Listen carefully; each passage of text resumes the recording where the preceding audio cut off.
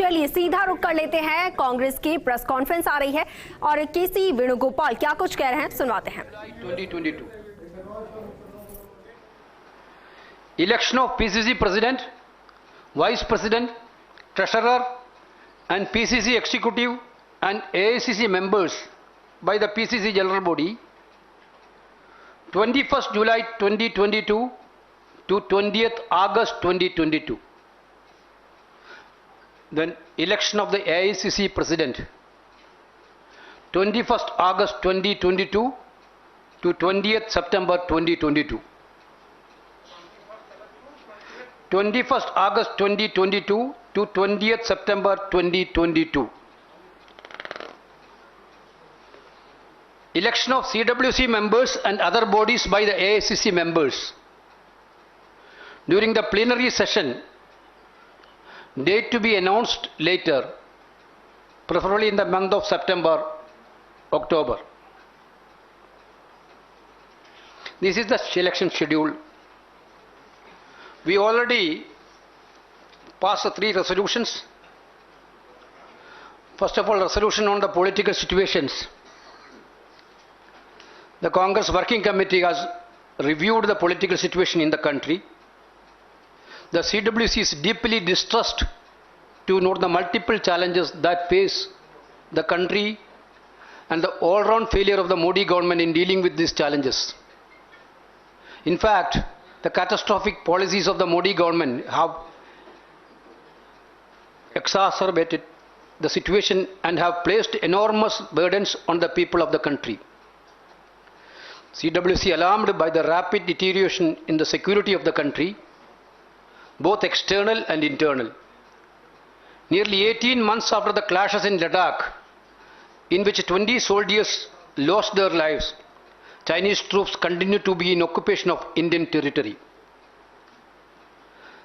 Nor have we been able to recover our old positions.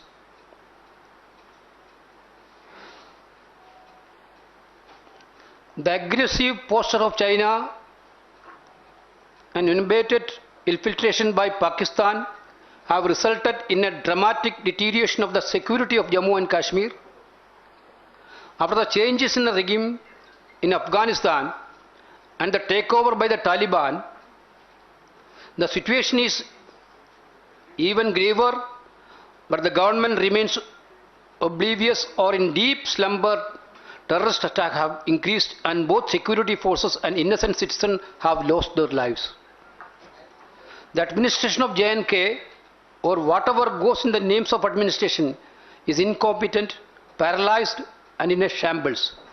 The way forward is restoration of full statehood and holding democratic elections.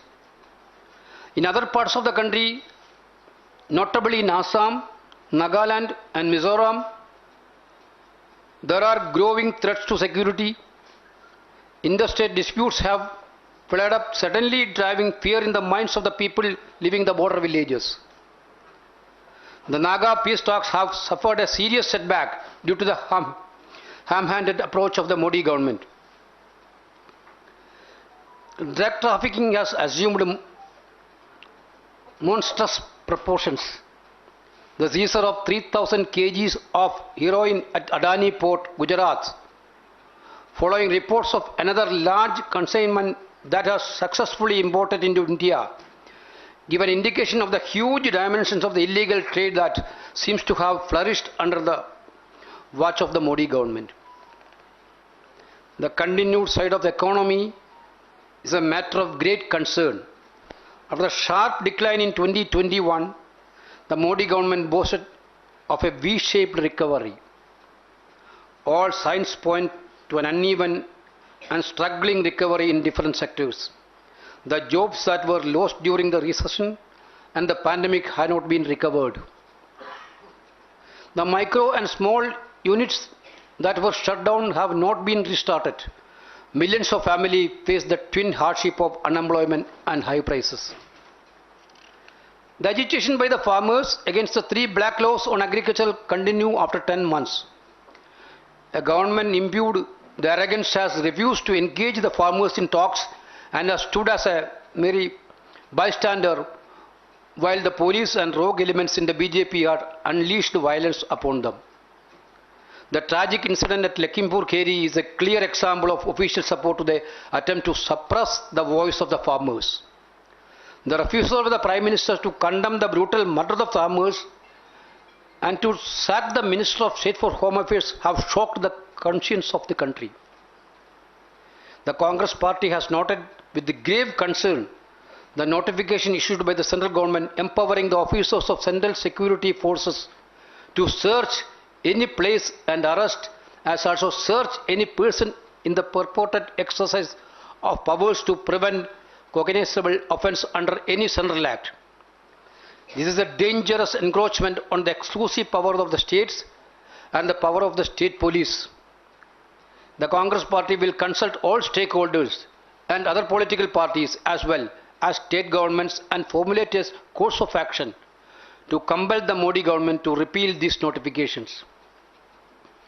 The Congress Working Committee also notes the unbridled and unchecked state-sponsored attack on scheduled caste, scheduled tribe, minorities and women in order to intimidate them and deny them their rights.